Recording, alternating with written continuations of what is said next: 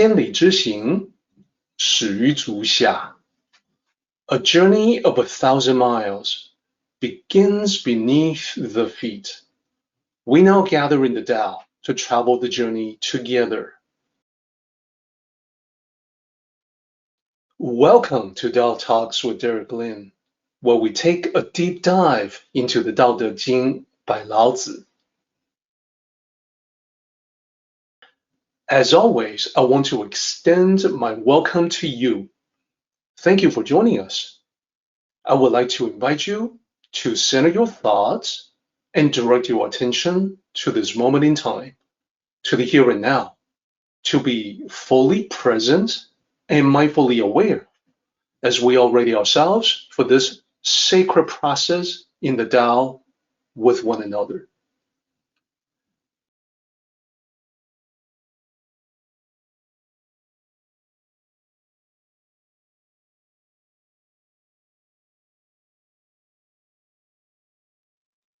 So we're going to do a section that ties everything together for this particular chapter. Let's start with this slide that is listing out all the different elements that has been mentioned that Lao Tzu has written in this chapter, and then we'll break them down one by one. We begin with the first element, which is the valley spirit, synonymous with the mystic female. So how does that metaphor apply to you? As we have talked about, this is the true self, the self nature. So true self is the term that I use in the Tao to talk about the you that never changes, no matter what else about you changes. You can change your mind, you can change your memories, but you're still you. Self-nature is the term from Zen Buddhism about the same thing. Different terms for the same thing, commonly known as the soul or the spirit. So this is the core of yourself. This is the truest part of you. This is the you that you experience directly. Then we get to the concept of undying and never exhausted. The undying is from the beginning of the chapter, the never exhausted from the very end, the last line that we just looked at. This is a reference to the immortality of the spirit or the soul. As you saw in a previous slide, the valley itself goes through seasonal changes, but its essence remains unchanged.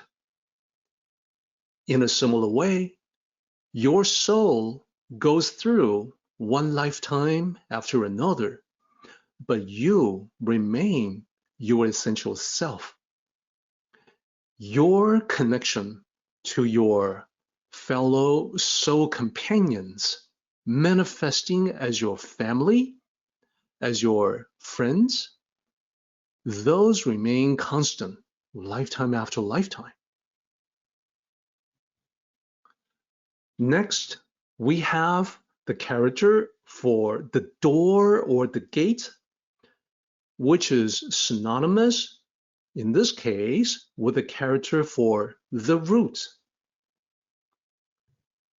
They both are talking about the source for everything, all the ideas, all the thoughts, all the emotions. And this is indicating the mind or awareness. And higher level teachings in the authentic Tao tradition make this very plain. It talks about a gateway or portal to the soul, indicating that this doorway is how we can reach the soul itself, at least metaphorically speaking. Then we have the phrase, this has been used not just in this chapter, but previous chapter as well, 天地, heaven and earth. The meaning for that is the world, specifically your world. And what I mean by your world is your life and everything in it. When I say everything, I mean everybody and everything, every object. Everyone you know includes everybody you have known in the past, as well as people you don't know yet, but will get to know in the future. So that, all of that is part of your world. And the root of your world just means that you can trace everything, everybody in your life, all the connections, all the relationships to your mind, your consciousness as the ultimate source. And also, let me be clear, your mind comes from your spirit or the soul. It is the source of the source. So the true self or self-nature is the origin of everything. And in the beginning of our meeting today, I mentioned that this is the positive as well as the negative, the good and the bad, just everything. Next is where we get to the important part, the flow. 绵绵, continuous, continuous, translated as it flows continuously. What is that? Well, it is the flow of the Tao, but when applied to you, the level of you, it is the stream of consciousness that you experience every moment of every day, right now, as a matter of fact. You already know that you have the ability to direct your stream of consciousness in any direction you wish. How you direct it is that you choose what you pay attention to, and the direction of your stream of consciousness can be aligned or misaligned with the current, with the direction of the Tao. That's important too. When your direction, the flow of your mind, is aligned with the Tao, you are moving in the direction of compassion, of the generosity of the Maitreya Buddha, being nice, being giving, being helpful. All of those are in perfect alignment with the Tao. But then you know that there's also times when you've been at less than your best. That is, you have darker thoughts. You have thoughts about getting back at someone, at inflicting some sort of pain. Let's be frank, we've all had those moments.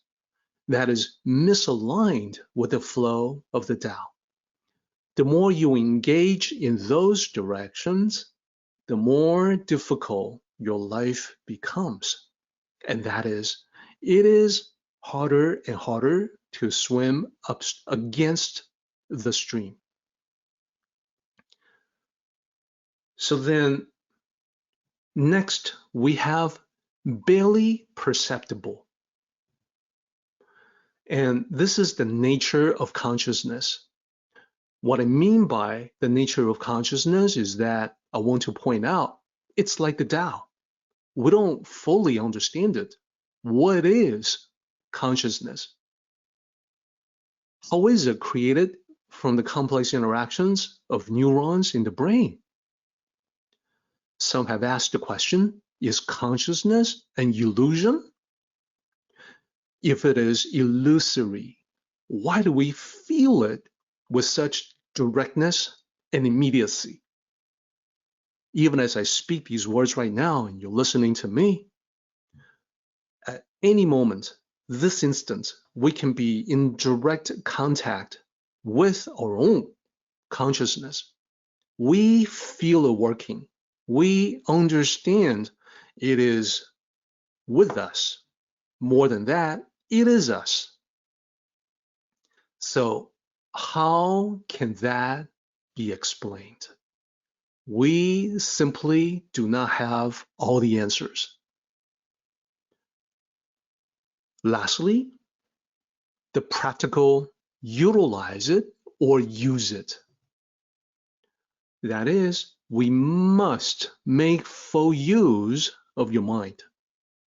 Now, as I mentioned, the mind is originating from the soul of the spirit. So fully utilizing your mind is also the full utilization of your spiritual self. It is exercising the soul so that it can refine itself. It can grow and develop into a better version of itself. Any changes that you make, any improvements that you make, becomes permanent in the soul.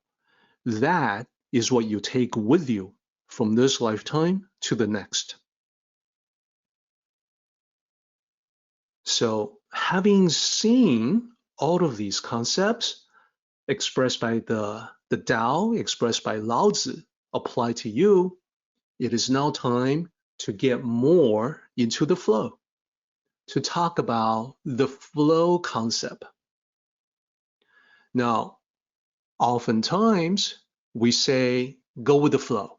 That's a popular expression. So what I'm trying to say is that the flow is not new to us. And as you know, when we talk about the Tao, we always talk about how the Tao flows in a certain direction. We just got done talking about how it is the same direction as compassion and generosity, love and friendship. So flowing along with the Tao means being able to enjoy the good things in life in a graceful and easy way.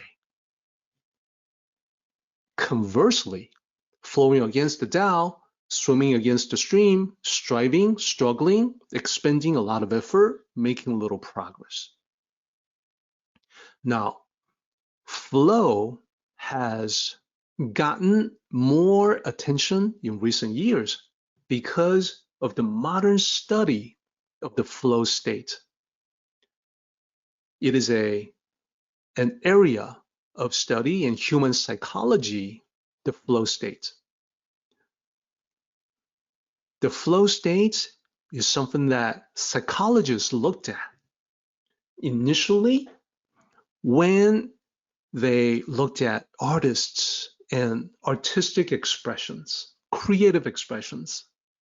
Then they also looked at athletes and sports performance.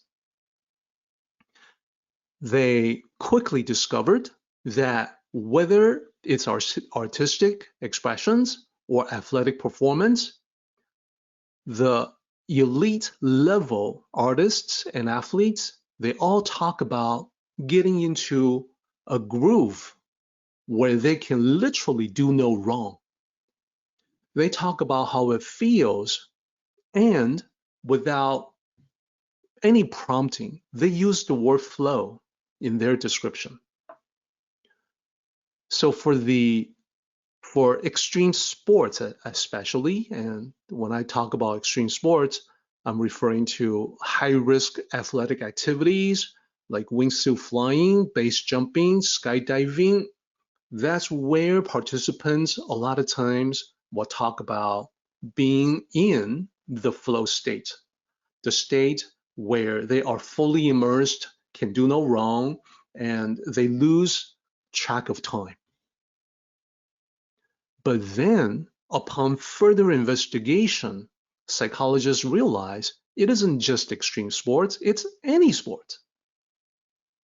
And when they talk about artistic pursuits, painting, sculpting, etc., artists talk about being lost in the flow, this blissful state of creativity where their hands are guided by this unseen source, where everything that they do comes out perfectly, the way that it was meant to.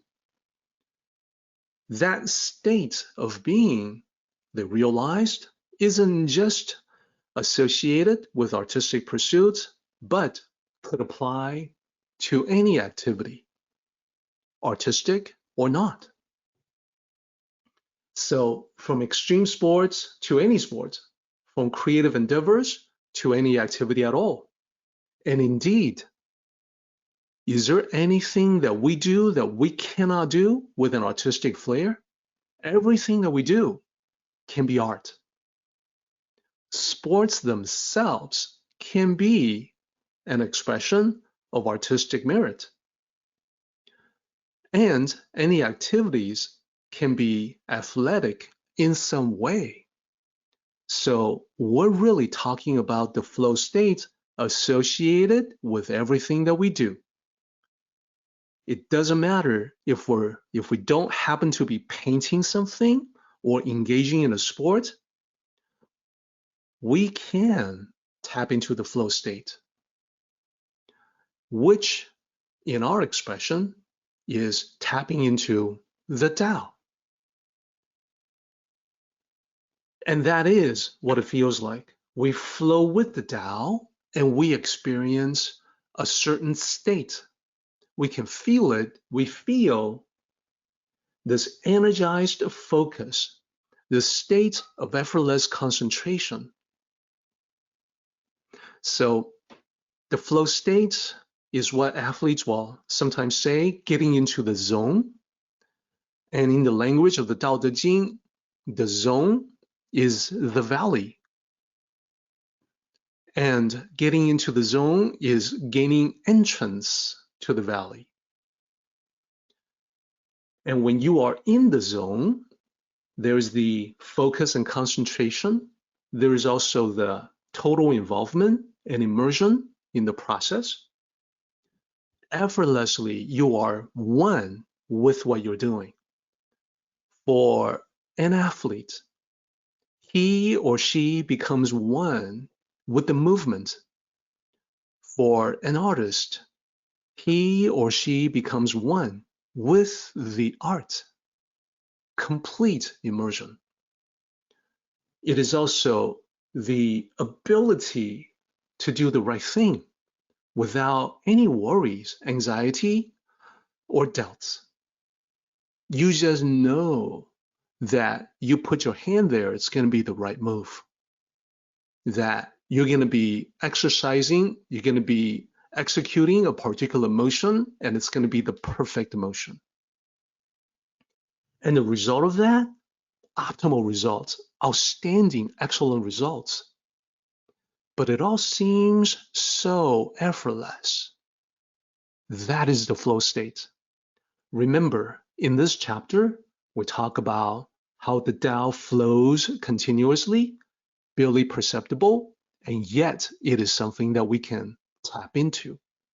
Or what I say, entering into the valley. So how do you enter the valley? Well, you want to be one with the characteristics of the valley spirits, 股神. That is, you must be receptive, accommodating. You must be tolerant like the open spaces of the valley. That's number one. Number two, you must be nurturing, assisting, loving. You must be of service, like the valley, cradling the myriad things. When you are able to exhibit, manifest those mental states, you are walking in to the valley. And you will begin to feel the flow state, that you will enjoy the process of the activity. Time loses meaning. You have complete absorption, and it's intense, and yet it's relaxed. It's the merging of everything. It's a loss of your sense of self. And yet you feel this control or mastery over the situation or activity. And you experience this activity as intrinsically rewarding. That is, the doing of it is the reward of it. It melts together action and consciousness. It's a balance between a skill and the challenge of the task. It's a fluidity between body and mind. And you are completely beyond the point of distraction. Either time feels like it's speeding up or slowing down. All of your senses are heightened. And action, awareness synchronize to create effortless momentum. So this, we're talking about the flow of the Tao, where you perform at your best, at the limit of your abilities, where you learn and grow and act at the same time. So the question then becomes, how can we immerse ourselves in this flow? In other words, how do we use the Tao? That is the next slide. Use the Tao. Recognize the Tao in you. Understand that the stream of consciousness in you is a flow of energy, what I called metaphysical energy. I mentioned that you can direct the stream by choosing what you focus on. You choose what you pay attention to. Here, let me note that many people in the world let themselves be directed by external factors, such as the media, marketing campaigns. This influence of external factors can be overt, or it can be subtle. As Tao cultivators, what I suggest to everyone is that you must take control of the directing yourself. You must take charge. You must be the one to pick and choose what you pay attention to according to your own wishes for your own reasons. And this is because the stream of consciousness can flow along with or opposite to the Tao. As I mentioned, when you flow with the Tao, everything's easy. When you flow opposite to the Tao, everything becomes much, much more difficult. So the flow of this metaphysical energy, let me also say that it's an energy flow that is within ourselves. It is also a flow between ourselves and other people. So the flow is everywhere. Now, when we talk about the flow of this energy, the terminology that we use is actually the same when we talk about energy exchange in all of its manifestations. We are mostly unaware of the similarity or the sameness of the terminology. So that is what I want to focus on as the final point in our discussion about this chapter. In the material world, what is the energy exchange? When we talk about materialistic things, the exchange is currency. It's money. It's finance. It's economics. When we say that someone is rich, we may use the word affluence. Affluence is a flow. That is the original meaning of the word affluence. So the word currency comes from that. Currency is related to the current. Economics can be seen as the current, the flow, inflow and outflow of the exchange of currency. All of these terms we know about in the material world. We use them all the time. We are mostly unaware that the same terms apply equally to consciousness, to the metaphysical, to the realm of the Tao. In that spiritual realm, we have two primary forms of spiritual currency. We choose how we spend time. Time is finite in this lifetime, therefore it is a precious resource. So here I want to note that we talk about spending money and then we talk about spending time. We use the same word, spend. It is no accident. And in case you're wondering, this is exactly the same in both English and Mandarin. In Mandarin, when I say spend money, I'll say 花钱. When I say spend time, I'll say 花时间. In both cases, the word spend is being used. That is because time is the currency of the spiritual realm. It is the currency of the spiritual realm because we have a finite amount of time in this lifetime to work on ourselves. Now, I mentioned there are two primary forms. What is the other one? Well, we choose what we pay attention to, one among many. Let me explain. Note the word pay attention. The word pay, we say this all the time. We forget that we normally use the word pay in a monetary sense in the material world. Pay a fee, pay a fine, pay this, pay that, pay for dinner, pay a loan.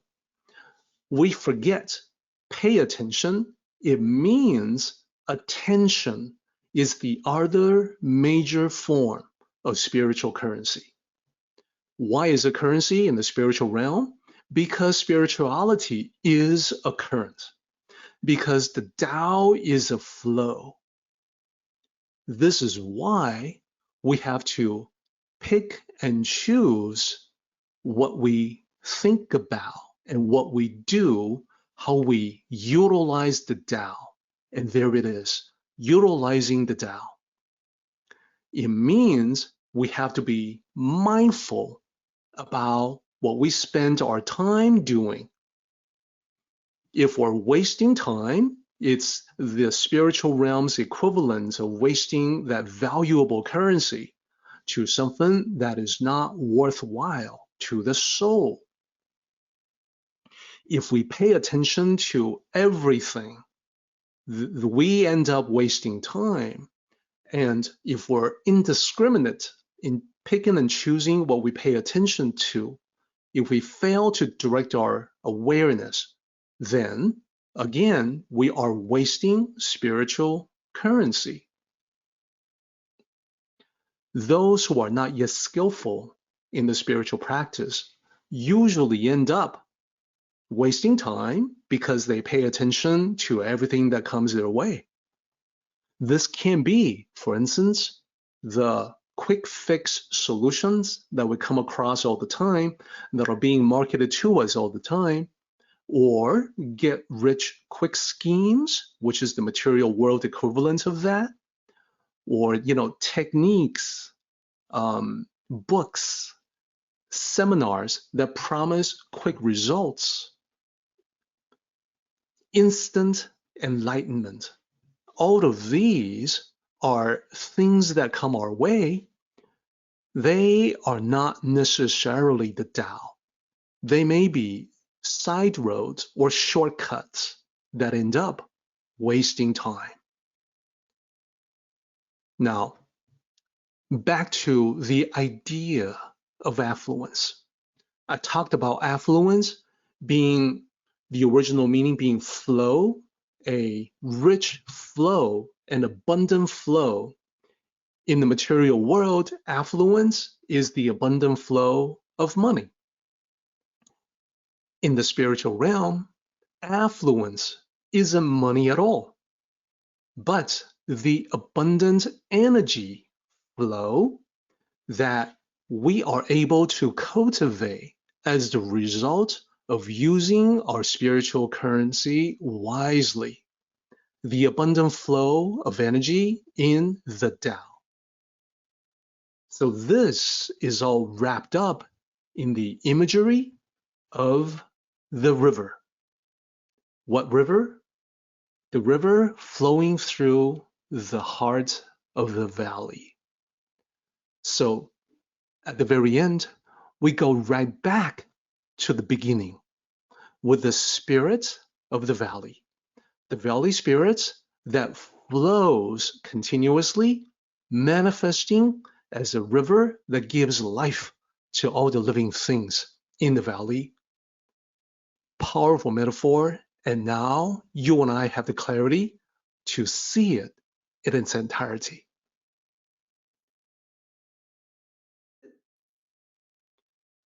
I think not a big surprise. Our summary is about flowing with the Tao. And not a big surprise that we would start with the flow state. And getting into the flow state, we have different expressions like enter the valley, tap into the Tao, be in the flow. I want to take it another step further and to say it's not just enter the valley, tap into the Tao, be in the flow. It is to say you are the valley, be the valley, be the Tao, be the flow, be one with them, be them. And what this means, as we talked about, complete immersion and effortless excellence. And this goes into number 2, the stream of consciousness. This is where we talk about spiritual currency. And we talk about the importance of mastering your control over your mind. The mind originates from the spirit. You have the ability to direct the flow, which can be with or against the Tao. I cannot emphasize that enough. So you must direct the flow of your mind. You must take control. In the Tao Te Ching, the metaphor for taking control is to say, you are sovereign.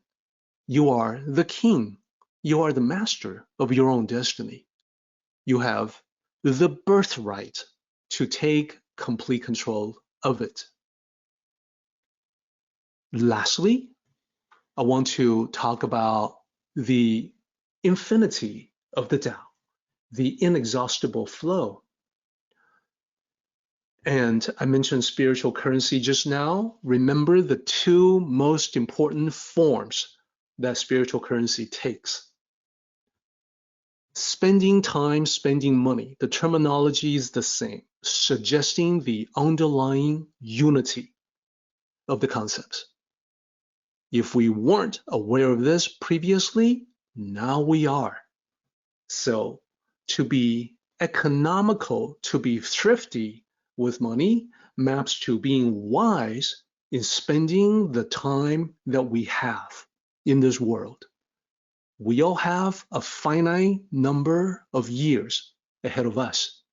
The only question is, can we utilize what is left, what remains in the wisest possible way, in the optimal way? Spend the spiritual currency of time wisely. Then, let's not forget the other part. What do we pay? what do we pay exactly? Not monetarily, but what attention do we pay to what things that come our way? The other powerful spiritual currency is what you and I pay attention to. Paying attention to the right things avoids the wasting of the valuable, precious spiritual currency of time. So we must be mindful of that as well. So that, I would say, that in a nutshell will be the most important message from today.